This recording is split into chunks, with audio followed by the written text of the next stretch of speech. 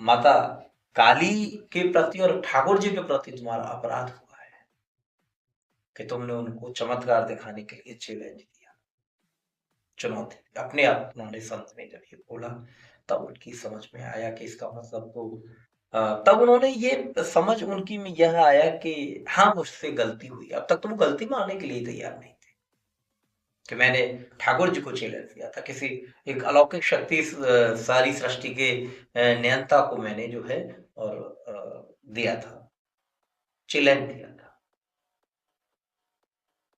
उसके बाद उन संत ने उनके ऊपर कुछ सिर पर हाथ फिराया, प्रार्थना की, बोले जाओ और भगवती से प्रार्थना करो, गोविंद से प्रार्थना करो, आपको क्षमा मिल जाएगी, मैं भी आपके लिए प्रार्थना करूंगा, लेकिन आपने अपराध किया है।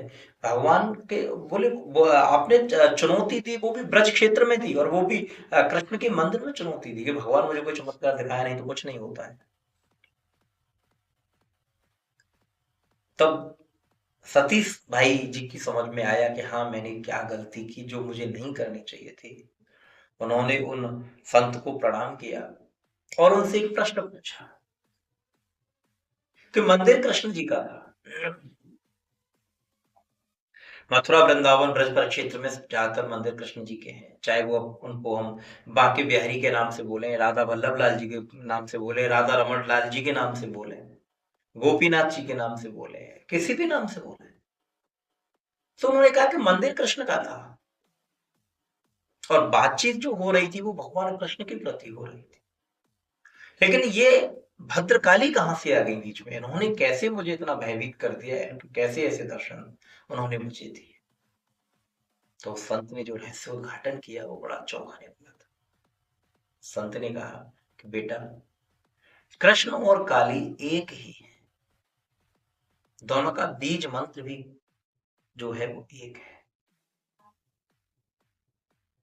तो उन्होंने कहा कि कृष्ण और काली एक कैसे हो सकते हैं। तो उन्होंने कहा कि इसका मतलब तुम ब्रजवासी नहीं हो फिर। उन्होंने कहा कि नहीं भाई, मैं ब्रजवासी हूँ। बोले तो तुम्हें कृष्ण और काली दोनों एक हैं, इसका आभास कैसे नहीं।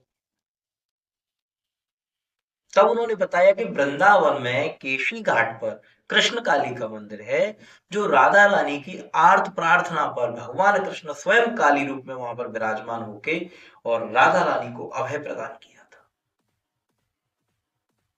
तो कृष्ण काली ने, और फिर उन्होंने शास्त्रों का जो वर्णन, शास्त्रों के अनुरूप जो उन्होंने वर्णन किया, उन्होंने स्कंद पुराण का वर्णन किया, स्कंद पुराण के पाताल खंड का,